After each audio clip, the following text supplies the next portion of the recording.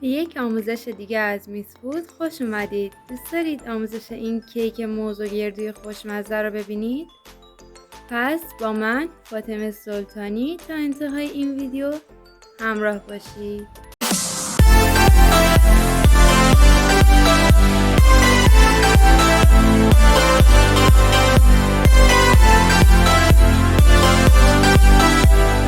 سلام دوستان و همراهان همیشگی به میس فود خوش اومدین. امروز اومدم تا آموزش بدم چطور این کیک خوشمزه آماده میشه. شما رو دعوت میکنم تا آموزش این کیک موز و گردوی جذاب رو ببینید. خب بریم برای درست کردن کیکمون. 2 عدد موز رو حلقه‌ای برش بدید.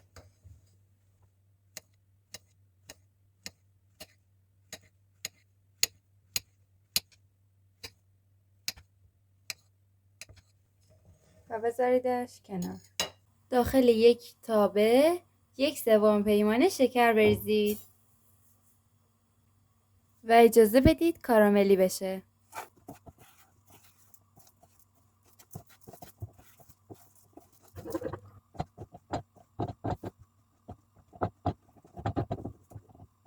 بعد که شکر کاراملی شد 60 گرم کره بهش اضافه کنید.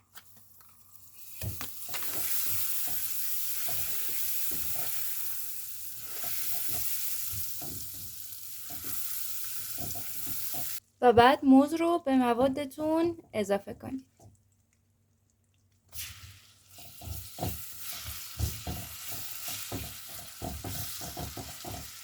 بلافاصله بعد اینکه موز رو اضافه کردید آب نصف لیمو ترش تازه رو هم بهش اضافه کنید.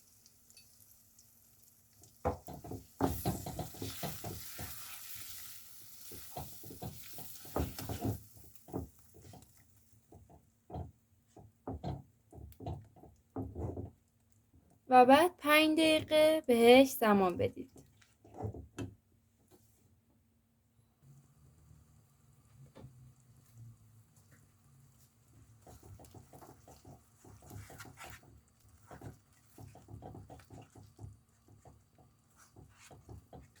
و بعد 50 گرم مغز گردو رو بهش اضافه کنید.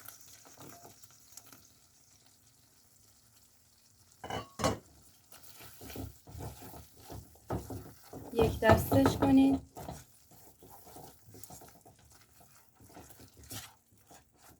و زیرش رو خاموش کنید.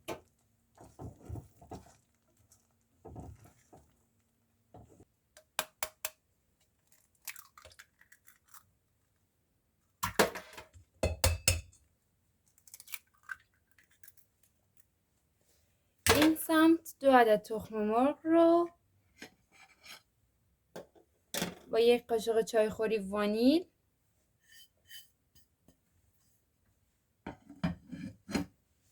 هم بزنید تا کرم رنگ و کشدار بشه.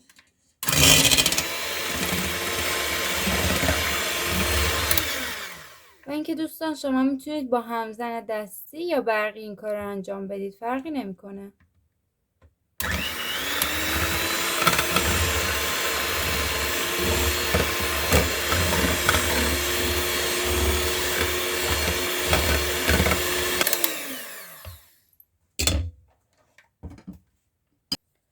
در این مرحله 1/3 آرد سفید رو به همراه 2 قاشق چایخوری بیکینگ پودر روی مواد به تدریج الک و مخلوط کنید. در این مرحله موز و گردوهای کاراملیتون را به مواد اضافه کنید و مخلوط کنید.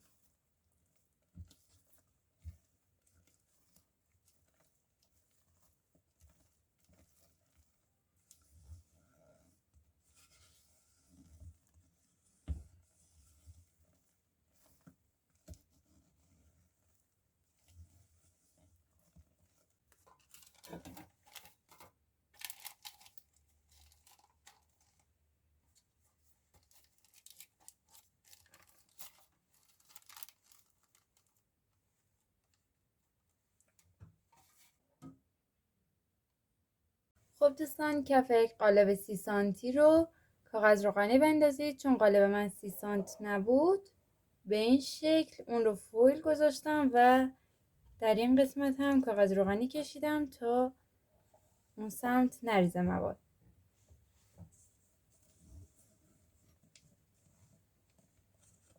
موادم رو میریزم کف قالب.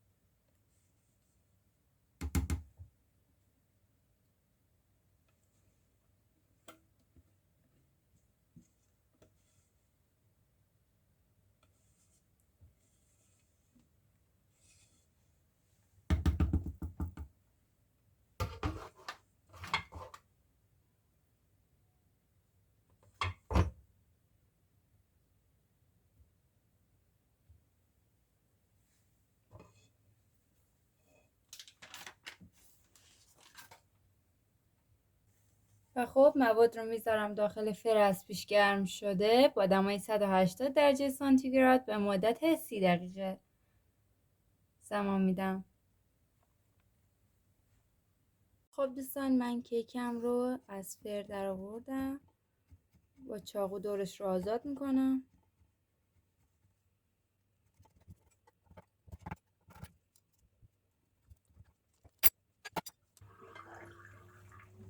به کمک همین کاغذ روغنی کنارش اون رو در میارم.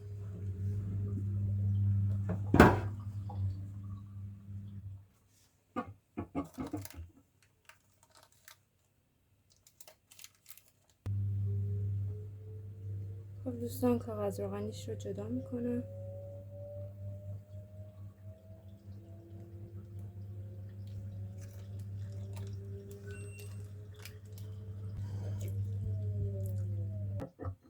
کیکم رو برش میدم.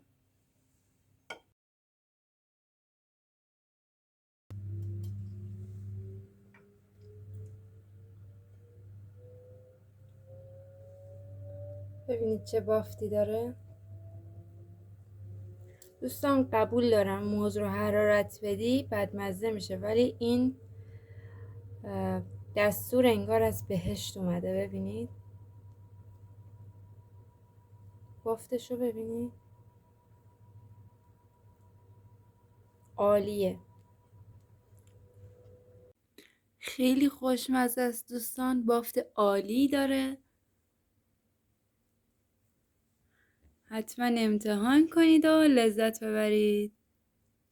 نوش جان. دوستان اگر از این آموزش خوشتون اومد لایک، کامنت، شیر، سابسکرایب یادتون نره. تا آموزش بعد خدا نگهدار.